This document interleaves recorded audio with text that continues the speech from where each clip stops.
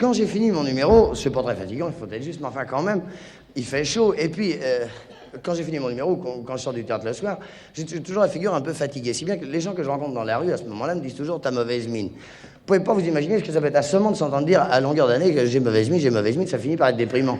Enfin, tous ceux qui ont, comme moi, le visage un peu mince, pour pas dire mec, savent ce que c'est. Sans compter que les gens qui vous disent « t'as mauvaise mine » sont toujours des bons rondouillards et on a carrément envie de leur foutre des tartes. Alors...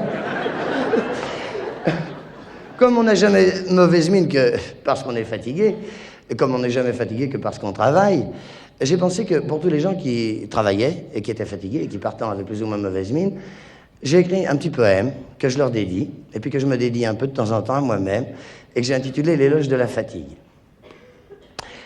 Vous me dites, monsieur, que j'ai mauvaise mine, qu'avec cette vie que je mène, je me ruine, que l'on ne gagne rien à trop se prodiguer. Vous me dites enfin que je suis fatigué. Oui, je suis fatigué, monsieur, mais je m'en flatte. J'ai tout de fatigué, le cœur, la voix, la rate. Je m'endors épuisé, je me réveille là, mais grâce à Dieu, monsieur, je ne m'en soucie pas. Et quand je m'en soucie, je me ridiculise. La fatigue, souvent, n'est qu'une vantardise. On n'est jamais aussi fatigué qu'on le croit. Et quand cela serait, n'en a-t-on pas le droit? Je ne vous parle pas des tristes lassitudes qu'on a lorsque le corps harassé d'habitude n'a plus pour se mouvoir que de pâles raisons, lorsqu'on a fait de soi son unique horizon, lorsqu'on n'a rien à perdre, à vaincre ou à défendre. Cette fatigue-là est mauvaise à entendre, elle fait le front lourd, l'œil morne, le dos rond, et vous donne l'aspect d'un vivant moribond.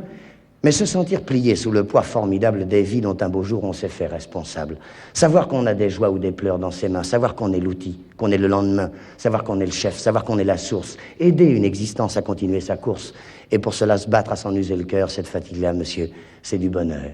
Et sûr qu'à chaque pas, à chaque assaut qu'on livre, on va aider un être à vivre ou à survivre, et sûr qu'on est le port et la route et le gué. Où prendrait-on le droit d'être trop fatigué?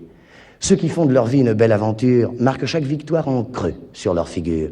Et quand le malheur vient y mettre un creux de plus, parmi tant d'autres creux, il passe inaperçu. La fatigue, monsieur, c'est un prix toujours juste. C'est le prix d'une journée d'efforts et de lutte. C'est le prix d'un labour, d'un mur ou d'un exploit. Non pas le prix qu'on paie, mais celui qu'on reçoit. C'est le prix d'un travail, d'une journée remplie, et c'est la preuve aussi qu'on vit avec la vie. Quand je rentre la nuit et que ma maison dort, j'écoute mes sommeils et là, je me sens fort, je me sens tout gonflé de mon humble souffrance et ma fatigue alors, c'est une récompense. Et vous me conseillez d'aller me reposer. Mais si j'acceptais là ce que vous proposez, si je m'abandonnais à votre douce intrigue, mais je mourrais, monsieur, tristement, de fatigue.